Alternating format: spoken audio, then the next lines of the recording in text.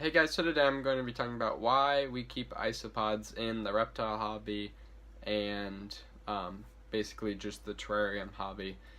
I have, personally, I have giant canyon isopods, and it should be the same for all isopods. So I'm going to take you over to my terrariums over there and talk more about it. Okay, this is my iguana's enclosure.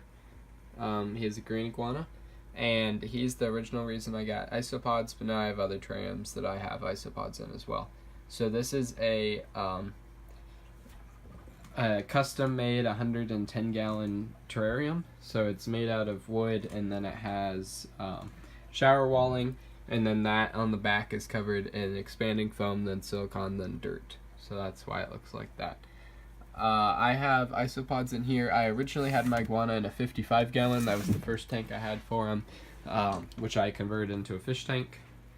But down here is where there'd be the isopods, obviously, because they live in the dirt. And the purpose in his terrarium is basically to make it what we call bioactive. And what bioactive means is that the substrate has living things in it, just like outside. So if something dies, like a leaf from this was from a pothos plant that like a leaf died from up there from somewhere else. But if a leaf dies off of, say, like one of these bamboo plants, or a piece of the aloe vera comes off like this, then bugs like springtails, which I have springtails in here. I didn't put them in here. I sanitized all the soil, so I'm not exactly sure how they got in here. It's possible that they came from where I got the isopods, but I think they just kind of showed up. I'm not exactly sure. That's what springtails, and springtails are just little tiny white bugs that are kind of long. They're just tiny.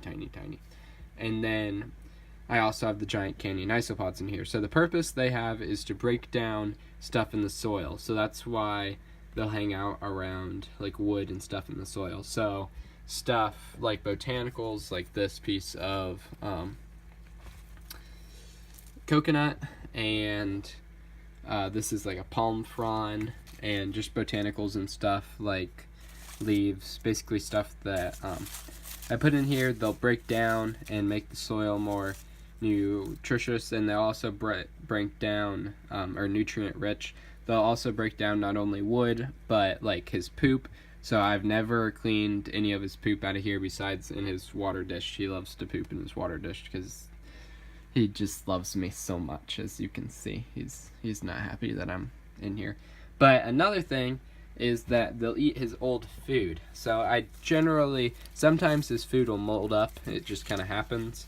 So if that happens, then I'll take it out. But otherwise, I just leave it in here, and they will take it down. Doesn't look like I'm going to be able to find any because there was some leaves. But I see a ton of little tiny springtails. But like I said, those are just little bugs that are smaller than, similar, but they're smaller than isopods. Let's see.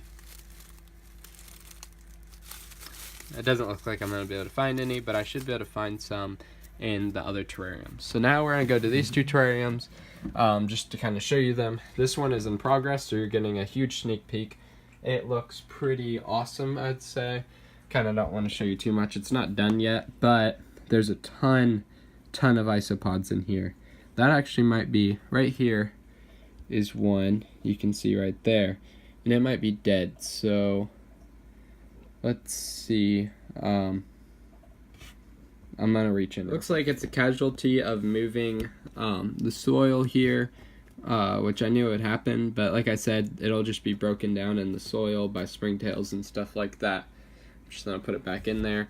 So this tank isn't done. This is the bottom layer here, and I took down the 10-gallon terrarium that I had that was really nice, and I'm gonna put all the plants from that into here. As you can see, some of them are already there, and then this is all the dirt from there. So what I probably could do is just look through, and there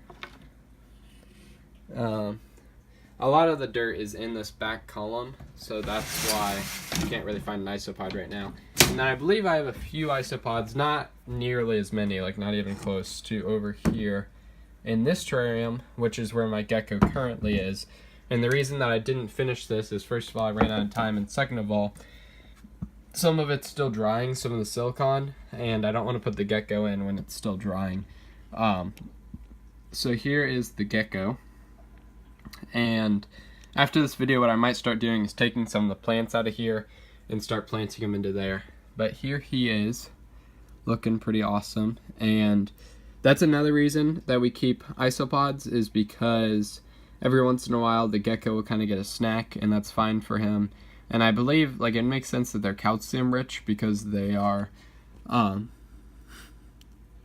they're mainly like shell, so it's not a problem for him to eat them and digest them. Sometimes I'll feed them to my turtles if I find them, but that's basically why we keep isopods, and that's why I never have to clean poop or anything out of my terrariums, and they still look awesome, and my animals do really well in them. So I hope you guys enjoyed this video. If you did, like it down below. If you have any comments or concerns, put in the comments below, and if you want more content, then subscribe.